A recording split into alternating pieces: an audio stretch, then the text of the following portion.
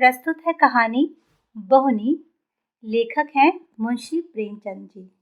उस दिन जब मेरे मकान के सामने सड़क की दूसरी तरफ एक पान की दुकान खुली तो मैं बाग बाग हो उठा। इधर एक फलांग तक पान की कोई दुकान न थी और मुझे सड़क के मोड़ तक कई चक्कर करने पड़ते थे। कभी वहाँ कई कई मिनट तक दुकान के सामने खड़ा रहना पड़ता था। चौराहा है, ग्राहकों की हरदम भीड़ रहती है। यह इंतज़ार मुझको बहुत बुरा लगता था। पान की लत मुझे कब पड़ी और कैसे पड़ी यह तो अब याद नहीं आता, लेकिन अगर कोई बना बना के गिलौरियाँ देता जाए तो शायद मैं कभी इनकार ही ना करूं। आमदनी का बड़ा हिस्सा तो नहीं, मगर छोटा हिस्सा ज़रूर पान की भेंट चढ़ जाता है।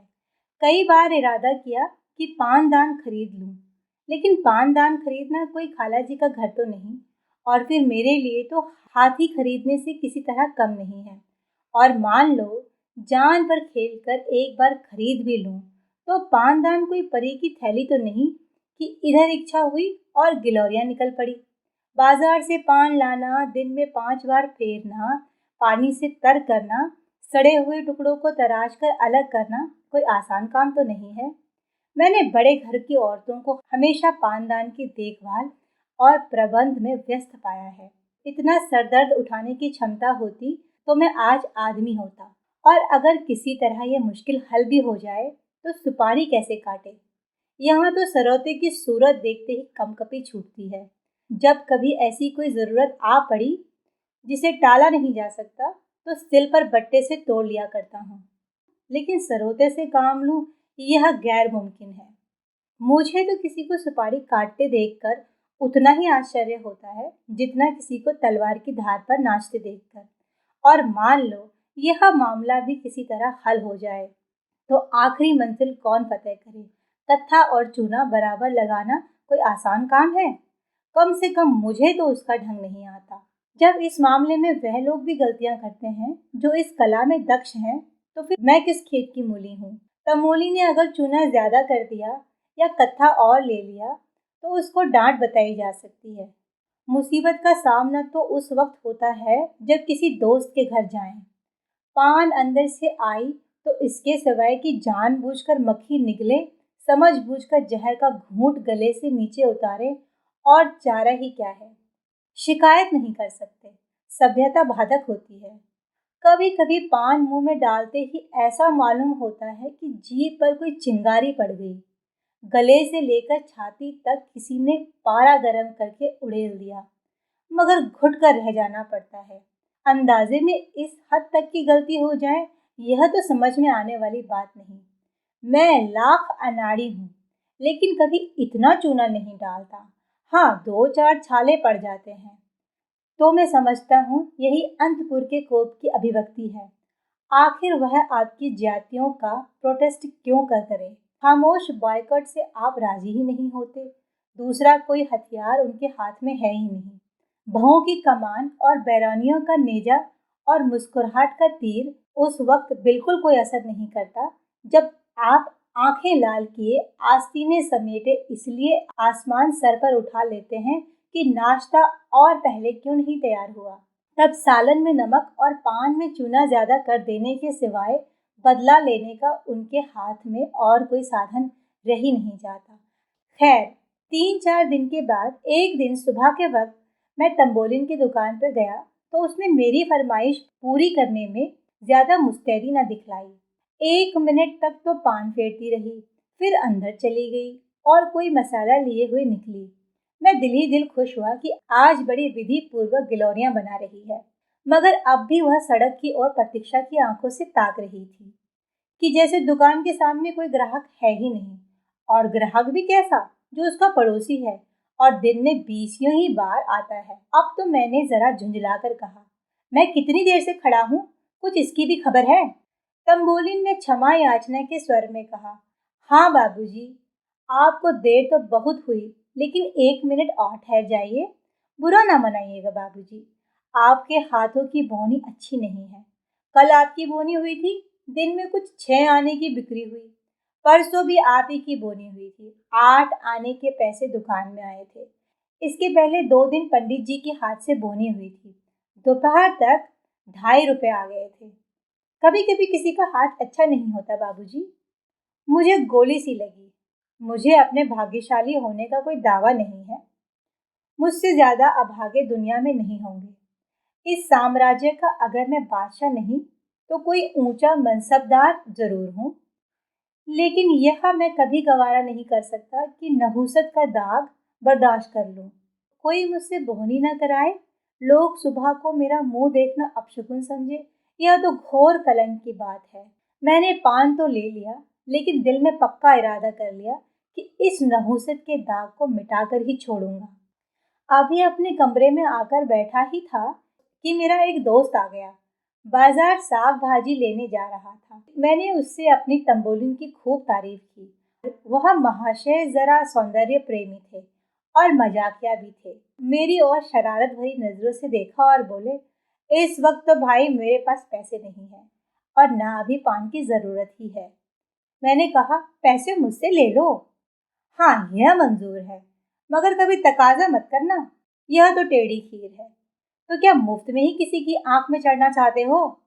मजबूर होकर उन हजरत को एक ढोली पान के दाम दिए। इसी तरह जो मुझसे मिलने आया उससे मैंने तंबोलिन का बखान किया। दोस्तों ने मेरी खूब हंसी उड़ाई, मुझे खूब पाबंदियां कसी। मुझे छिपे रुस्तम, भगत जी और ना जाने क्या क्या नाम दिए गए, लेकिन मैंने सारी आफतें हंसकर टाली। यह दाग मिटाने की मुझ में जैसे धुन सवार हो गई थी।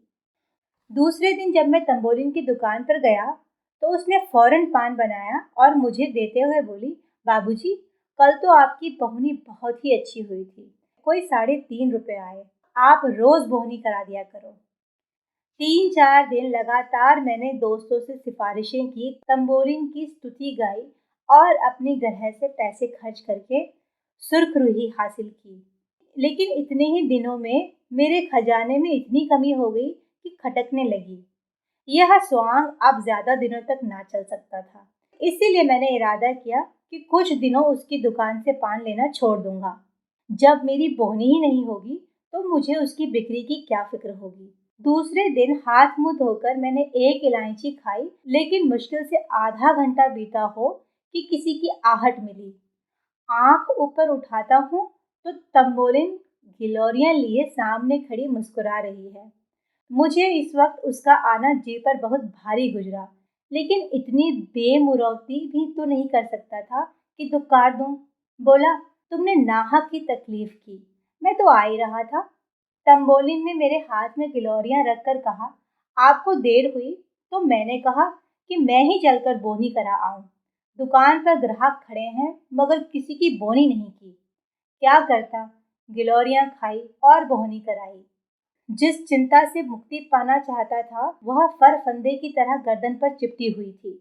मैंने सोचा था मेरे दोस्त 2-4 दिन तक उसके यहाँ पान खाएंगे तो आप ही उससे हिल जाएंगे और मेरी सिफारिश की जरूरत ही ना रहेगी। मगर तंबोलिन शायद पान के साथ अपने रूप का भी कुछ मोल करती थी, इसलिए एक बार जो उसकी दुकान पर गया दोबारा न गया।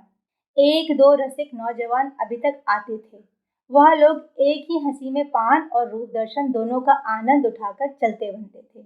आज मुझे अपनी साख बनाए रखने के लिए फिर पूरे 1.5 रुपए खर्च करने पड़े। बढ़िया बैठ गया।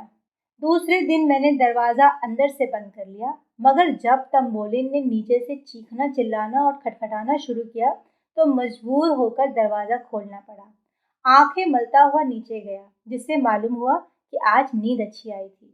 फिर बोनी करानी पड़ी और फिर वही बला सर पर सवार हुई। शाम तक 2 रुपए का सफाया हो गया। आखिर इस विपत्ति से छुटकारा पाने का यही एक उपाय था कि घर छोड़ दूं।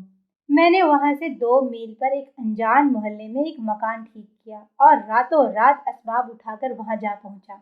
वह घर छोड़कर मैं जितना खुश हुआ शायद कैदी जेल खाने से निकलकर भी उतना खुश नहीं होता होगा। रात को खूब गहरी नींद आई।